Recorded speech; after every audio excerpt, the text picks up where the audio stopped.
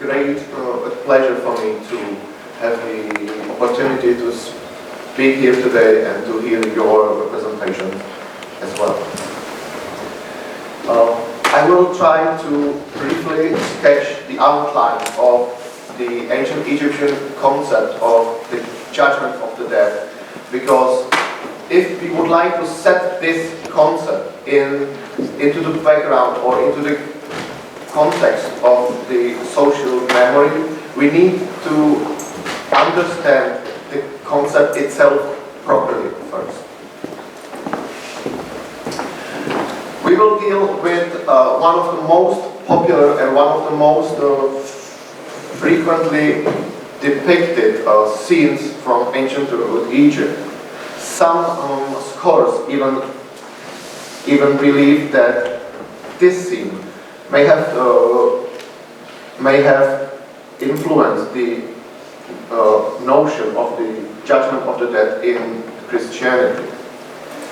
But in order to consider the possible forms of influence towards later religions, we need to reinterpret the ancient Egyptian concept first. We will thus focus on three main topics today. At first, the concept itself of the judgment of the dead in ancient Egypt and its later developments will be analyzed. Then the scene of the weighing of the hearts and its iconographic and textual evidence will be presented, and at the end the concept of possible divine intervention will be analyzed as well.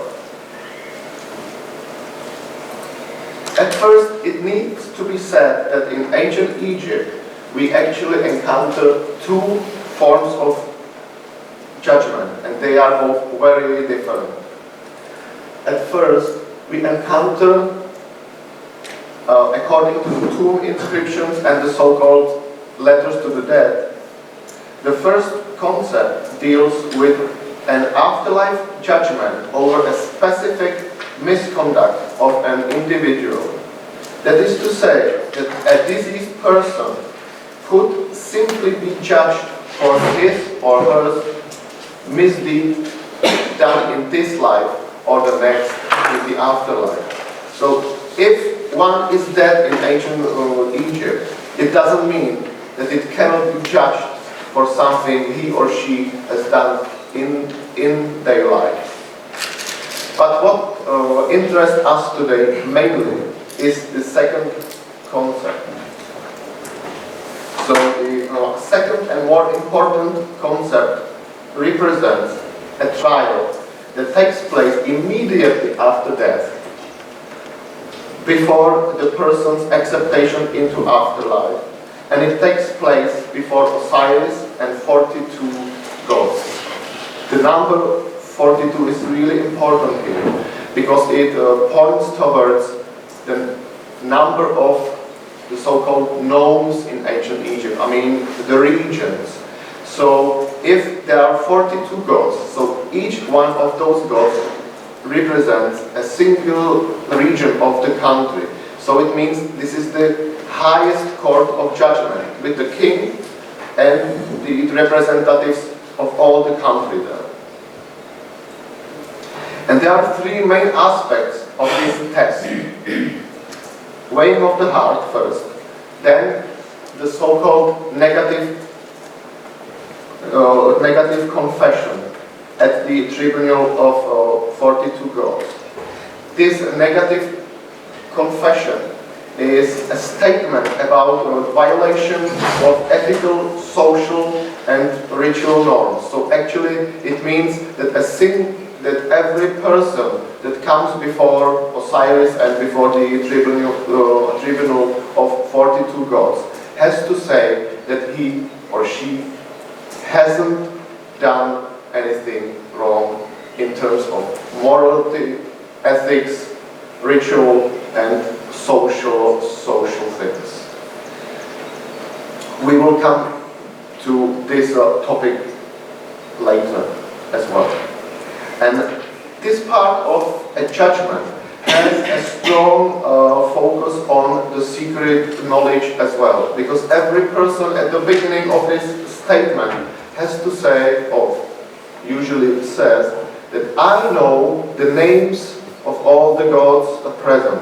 This means that the person actually says that he has a power to deal with the gods and to somehow force the gods to do whatever he or she likes. Because the knowledge of a name is a statement about having power over someone. If you know a name of someone, you have some kind of power over him. When I teach about this topic to my students, so I usually say, it means like if you would come to the highest court of judgment, and the first sentence you would say is, I have the cell phone number to the president himself. Because you show off. You say, I know your names. I know the names of Osiris. I know the names of all the 42 gods.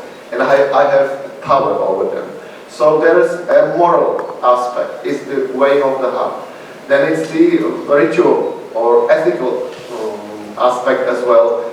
The negative statement. And then is the powerful aspect of magic and of a ritual by saying, I know the names of all the gods present. And then actually is a final aspect of the trial, which actually is an ordeal of fire. Here you can see is the so-called lake of flames, or lake of fire. And every person has to walk through the lake of fire. And if the person would be a bad person, it burns completely. And if it would be a good person, he just walks through having a nice time in the fire. And so there are many aspects from the ethical ones to the ordeal of fire. But actually, if we look precisely at the judgment itself, we will realize that actually this is no judgment. Because this is rather an immigration interview. You would like to get from point A to point B. Point A is this life, and point B is the next life. And you come there, and they stop you at the borders and say, who are you? You say your name. And they ask you 42 questions about what you haven't done. And actually this point I realized when I queued myself in the States to get the social security number, and I filled the forms, and it was 50 questions, and I should say no to every single question. I don't carry a weapon. I do not plan to make a terrorist attack, and this is what they want to know from you, that I did not lie. I did not steal. I did not violate the ritual purity of a temple, and I did not do anything wrong. And then at the end, they decide whether they accept you into this elite society or not. So actually, this is not a judgment. This is an interview. But our focus today will be put on the weighing of the heart. At the beginning, we need to say why the heart is being weighed. It is because the ancient Egyptians believed that the heart was the seat of emotions, of beliefs, of sense, of thinking, and of course of conscience. That is why the heart was examined after death and balanced against the order of the world. The ancient Egyptians called the order of the world Ma'at, and Ma'at is the order that provides everything, from the movement of heavenly bodies up to social ethics and up to, it means Ma'at is when you are sitting at the table and your boss comes to the dinner. You just rise, because that's what you have to do. This is Ma'at. But Ma'at is the sun comes at the eastern horizon and not at the western horizon. It's everything how it should be. So the heart is weighted according of, or against of how it should be. However, the judgment was only one of the obstacles of the underworld. The journey through the underworld, called Dua, represents a test or rather an ordeal of the deceased, and the deceased was then either admitted among the blessed dead, called the Ahu, or remained dead. There are two only possibilities. So if the person was good in their lives, they were accepted among this blessed Ahu, and if they were bad, they remained dead. So there's no like three kinds of possibilities. So it's either blessed or remaining dead. Now we turn our attention to the attestation of the concept. The earliest religion terms connected to the idea of the judgment of the dead come from the so-called Middle Kingdom. These terms, I mean the scales, the weighing of the heart, the judges of the underworld, are however mentioned only in hints and separately. So from the Middle Kingdom we don't have proof for the whole concept. There are just hints in separate texts, like there will be scales in the underworld, or there are some judges in the underworld, and your heart may be weighted in the underworld. But we lack a precise attestation of the whole concept itself. But since the time of the New Kingdom, the judgment of the dead forms an integral part of the so-called Book of the Dead in the chapters 30b, which speaks about the testing of the heart, and the chapter 125, which speaks about the negative confession. But the first full and earliest iconographic representation of the judgment of the dead dates back to, let's say, 1500 BC. We can find it in short here. You can find the person here standing before Osiris, above Osiris, two goddesses of Ma'at. So it's doubled order of the world. You can see the scales here, and Thoth, like the god of wisdom and script below, he was the one who put the result down to Osiris' throne. But actually, in order to consider the possible influence upon later religion, we need to focus mainly on the process of the weight of the heart.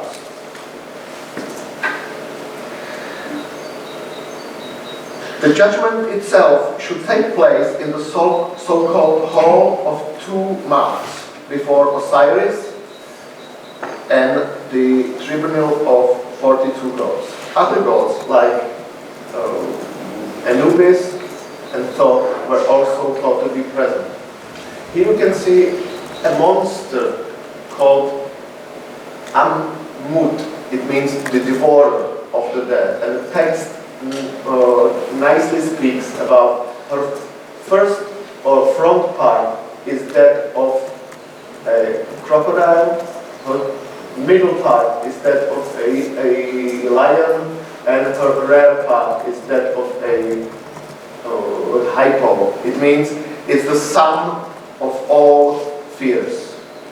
It's the worst that can happen to a person to meet this strange animal, because it's the sum of all power that can devour him. Some scholars even believe that the heart, if the heart would be too heavy, it would go down to the devourer and it would eat the heart. But it's not so, and we will talk about this topic later on.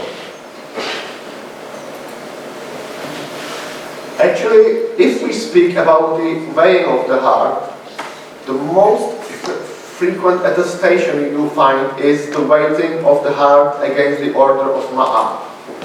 But there are many more other variants of the sin. It could be that the heart is weighted against Ma'at. However, the heart, it could be weighted against the disease itself, or himself or herself. The heart could be weighted against a counterweight in the form of a stone. Actually, the heart could be weighted against the so-called eye of Horus. And this is the most important part. I will speak about it later on at the very end, because the Horus eye will turn out to be very important here. But the disease itself can be weighted against Ma'at, her eyes against Ma'at, the head against Ab, and so on.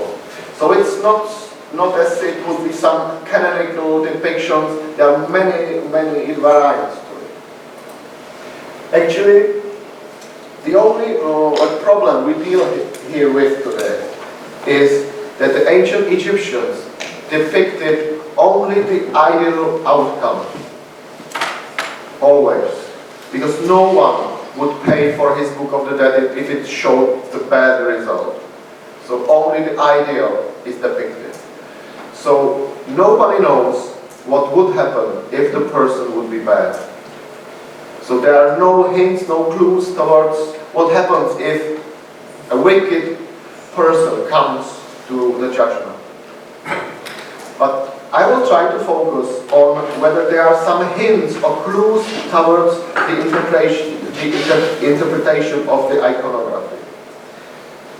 The first thing to examine was the position of the scales and of the arm of the scales. Actually, 10 years ago, I went to Bonn in Germany.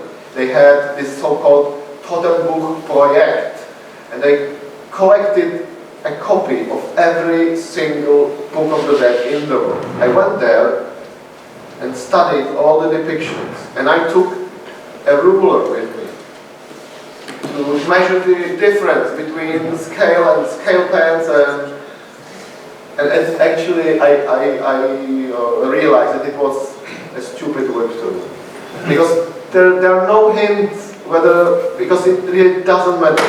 The position of the scale doesn't matter, because there is there is something more important than the scales, and that's something that the Egyptians call tech. Tech is town, or the plummet of the scales. And this is, as you can see, something that should be closely observed. Everybody is looking directly to the tech. Everybody observes the tech, because this is what shows the equilibrium. So my 2 weeks spent in Bonn, measuring the scales, was fun, but useless. And actually, ancient Egyptians themselves said that the main thing is tech, and it should rest in its proper place, resting in Ma'at. And actually, the person, or in this case, a divine person who observes the scales, is called Iri Mechad. Iri Mechad means the keeper of the scales, the one who is responsible for doing the judgment. But as always with the ancient Egyptians, they were very practical. If someone asks you what the ancient Egyptians brought to the world, it's not mathematics, it's not religion, it's not architecture. What the ancient Egyptians brought to the world is bureaucracy. They were very practical.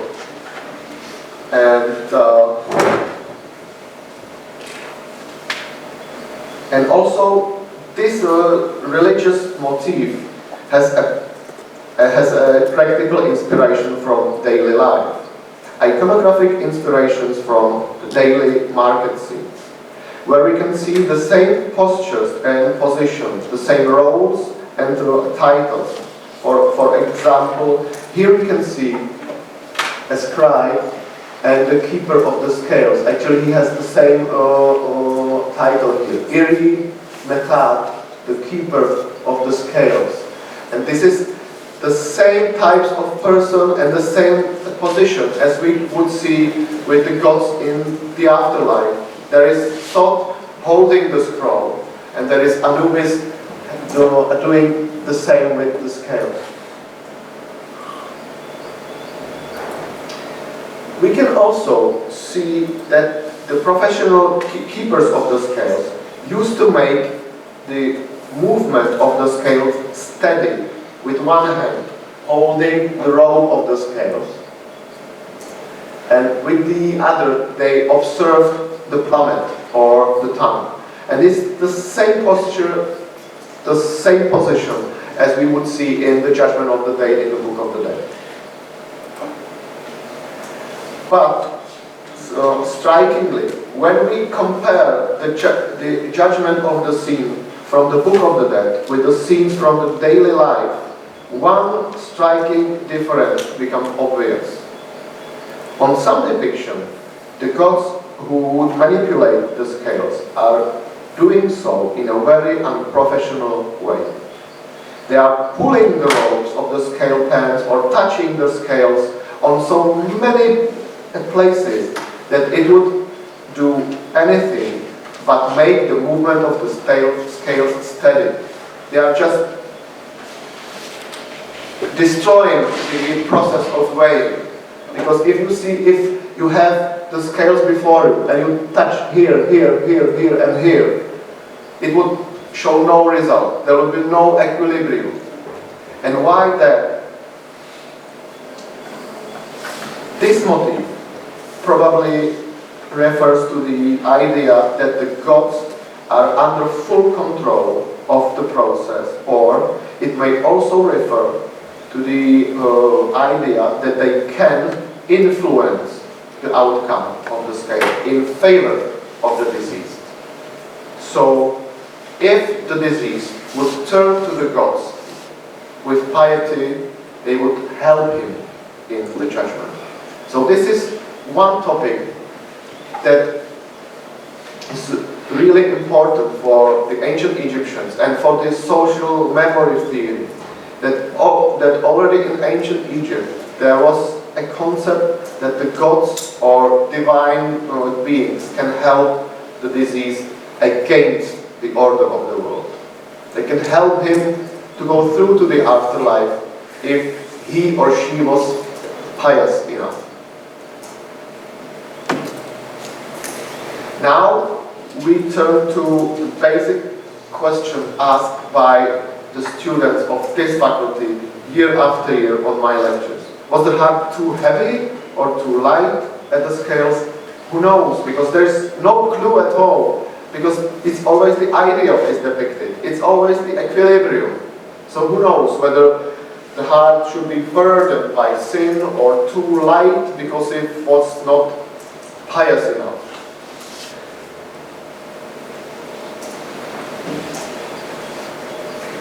Actually, I'm one slide ahead in my paper. As for possible results of the process, one important question arises. Was a just man's heart too light or too heavy? Was a wicked heart burdened by sin or not heavy enough? As we could see earlier, there are almost no hints in iconography, but textual evidence tells us more.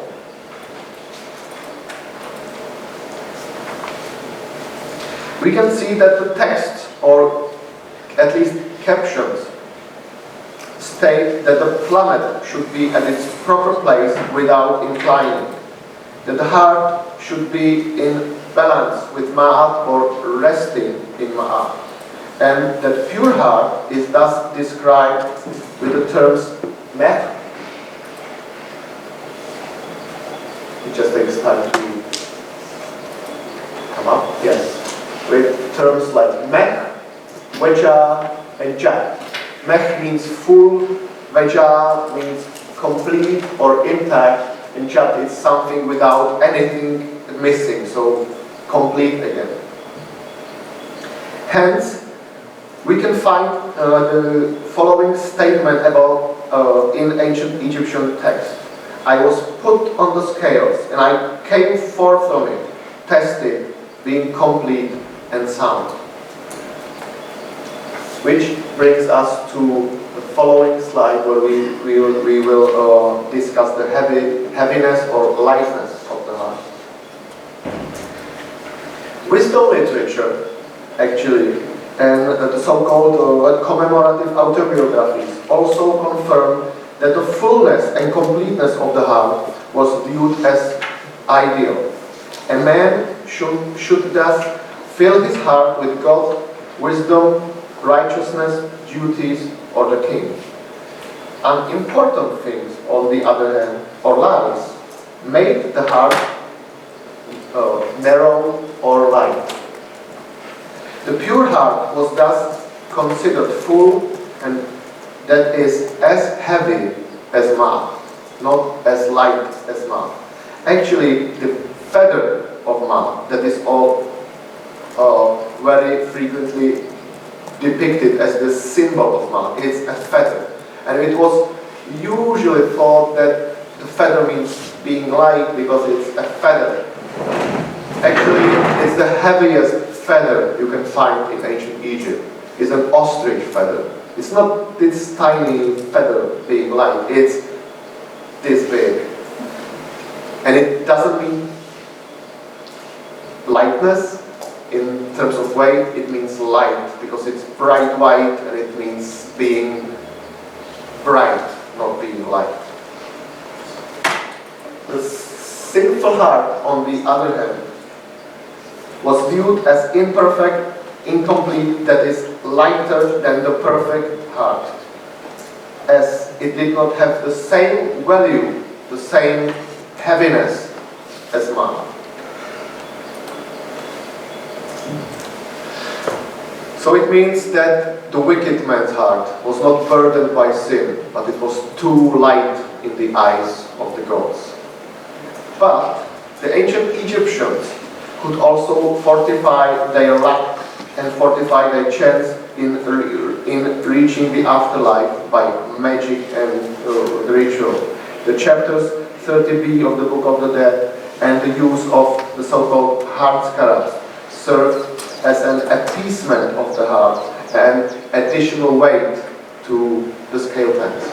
So if a person didn't believe that they will make it through the judgment, they can buy something like this, a heart scarab. A heart scarab is an amulet that serves to appease his own heart, not to tell something about him during the judgment. And it was precisely made from heavy stones to put an additional weight on the scale. So in order to reach the afterlife, they put this stone heart next to their hearts to make the scales more heavy. But maybe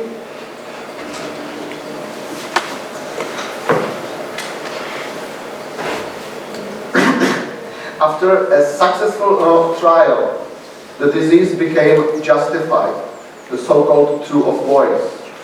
And his heart, his eyes, his mouth, and his senses were given back to him. Thus, the disease was physically equipped for entering the afterlife. So we can ask ourselves the following question. Was the purity of the heart tested similarly as the purity of gold? Was the value of the heart tested similarly to the value of commodities? Because there are the same depictions from the market scenes when the purity of the gold is tested to the same depictions of the testing of the heart. And we may thus at the end say that according to ancient Egyptians' beliefs,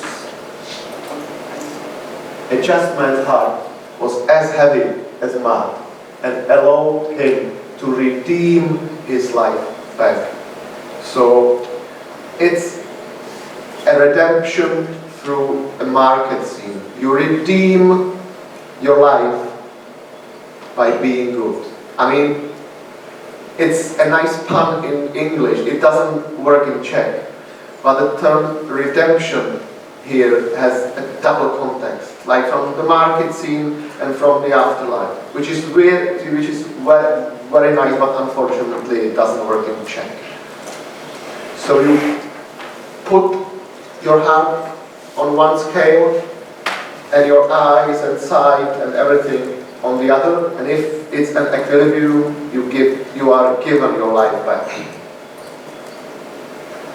But for you, I mean for scholars of biblical studies, there is something maybe more important than the classical judgment of the dead, and it's the late development of the scene. It comes from the 1st century AD. It comes from the time of Roman Egypt. And it's attested both in iconography and in text. The late Egyptian iconography shows another variant of the scene. The dead is very heavy and weighted against a stone weight. Because as the text tells us, especially the so-called story of Setne and see Osiris, is that there is new version of the judgment of the dead in the afterlife. And in this judgment, not the person is weighted against the order of Maat. The good deeds are weighted against the bad deeds. So it has to look like this. One scale pen has to be very low and the other very high. It's usually thought that this is the good deeds, it's the person himself, and here at the black stone is the black stone who forms the bad deeds. And it's very high because it's too light. And this judgment has three possible outcomes. Either the person joins the blessed dead in the afterlife because he had more good deeds than the bad deeds. Or he goes to eternal damnation because he had more bad deeds than the good deeds. Or if it would be an equilibrium, the person enters the afterlife but in a submitted state. So it serves to the blessed dead in the afterlife. Actually, the story of Setne has something more to it that would be compared to for the scholars of biblical studies. Because the story of Setne starts with something that is very similar to the parable from the Gospel of Luke, and it's the rich man and Lazarus. It's very similar. It starts with someone going to the afterlife, seeing how it's done there with the rich people and the poor people, and they see that the rich people suffer torments and the poor people are there in the sky or in the heaven with the gods. So at the very end, I will try to briefly summarize the main points of what I just said. The so-called judgment of the dead is attested in the Book of the Dead, and it does not present a proper judgment, but rather a declaration of innocence before a committee of gods, before being accepted into their society. This is some kind of immigration interview. The weighing of the hearts was inspired by daily life scenes from markets and was believed to represent a test of value or weight. Heavy heart was thus believed to be perfect, and only such heart would redeem the senses and life of the deceased person. Ancient Egyptians also believed in a possibility of divine intervention, which could be obtained from gods through piety or by magic and ritual. There were also later developments to the concept of judgment dated to the 1st century AD, which presented the judgment as counterbalancing of good and bad deeds. However, the main questions whether this idea could have influenced For example, Christianity remains open. Thank you very much for your attention. Thank you for that paper. That's very interesting. Just very quickly, there's a perhaps more useful parallel to you in Matthew 7 and Luke 6. The measure with which you are measured will be measured against you. So the text in which the scales are being used in connection with judgment. I see. Yes. Which I find very parallel. So I will put this down as well after the talk. The bigger question I had is about the heart scarab. They're very pretty. They're highly decorated, and so I'm wondering if it's possible that they function as a gift or a bribe, a little cash to the immigration officer to help get you in past the, help you get on what you want, which would also be fitting with the you pointed out the market imagery is from the market, and so you give a little to get a little. Actually, it's very Egyptian style of thinking, yeah. But I must say, I thought something similar at the beginning, but then two of my colleagues, one from the States, one from Britain, they put their effort in measuring, actually weighting all the heart scarabs in the British Museum, and they found out that they are how to say, calibrated. They have special weight, so it's like an additional stone to the weight. So they have special weights. So if you are like really bad, so you buy this big heart scarab to help you. But I admit they are very pretty, and there's text at the bottom of the heart scarab, which is the chapter 30b of the Book of the Dead, that tells the heart scarab what to do. And actually, the heart scarab doesn't bribe the committee, it bribes the heart. Because the text explicitly says, "Oh my heart of my mother, oh my heart of my mother, oh my heart of my future transformation, do not speak lies at the committee, because it would be good for you, it would be good for me, and especially it would be good for the committee." It makes everybody happy if you lie. Because the committee doesn't want to kill people. Everybody wants to be done in some kind of nice way. So it doesn't bribe the committee, it bribes the heart, and then it goes smoothly. But thank you very much for the question, because it was something I thought about myself.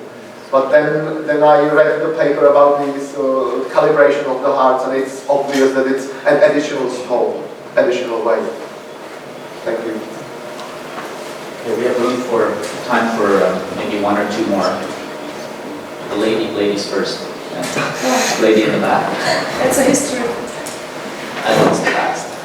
I try to ask in English.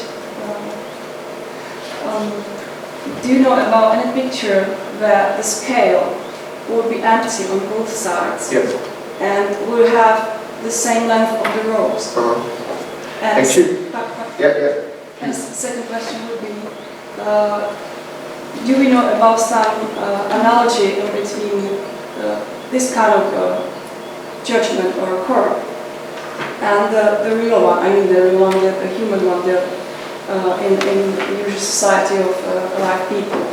Is there any such institution what would be like analogy of the trying to help actually accuse people? Yes, I will try to answer your first question first, because it's easier. Actually, we have attestation for 2 empty scale pens.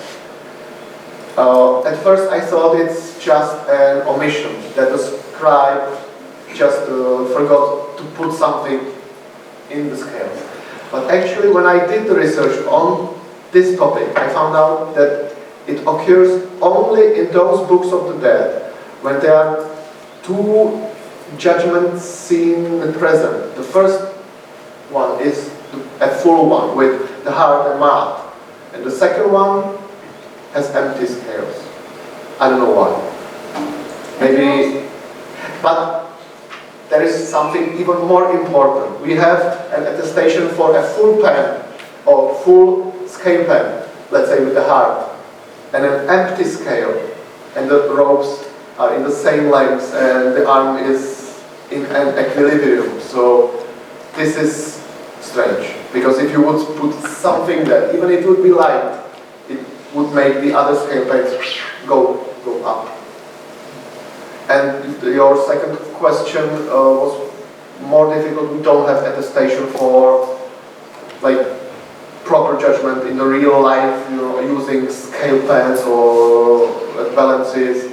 The only thing I can say here that this was meant to be the highest possible court of justice, because if a person would be killed after a trial, the king should be present, or a deputy of the king. So this is the highest court of justice. But we have no attestation in pictorial or iconography depictions. No, sorry. I didn't really mean would have to be precise with scales, but such institution like defensor, defend the accused person. Do you think that we could see it as a parallel? I don't know. It was as first this idea of this court in afterlife, or would be the real world court? I think that the Egyptians often mirrored real life in the next life. So probably if it would be done in real life, it would be really similar to what we could see in the afterlife scenes. But there are no textual, iconographical attestations at all about judgments from ancient Egypt. No. So we have no text. Let's squeeze one more question, Tobias. Okay, sorry, it sounds impolite and jumping and coming with a question.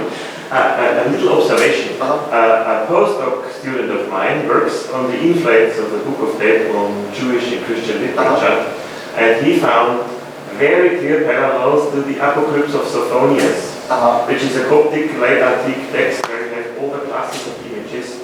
It is simply the problem that it is debated whether this text is Jewish or whether it is Christian. But it doesn't matter for me. It's something different. But this is, I can bring you in contact, and the text is very clear parallels, and some less clear parallels you find in the Testament of Abraham. Oh yes. So, but if you look at it, but the best thing is Coptic Apocalypse of Sophonius. Thank you so much. Okay. Please get in touch. Thank you for your questions, and thank you, Jiří, very much for your presentation.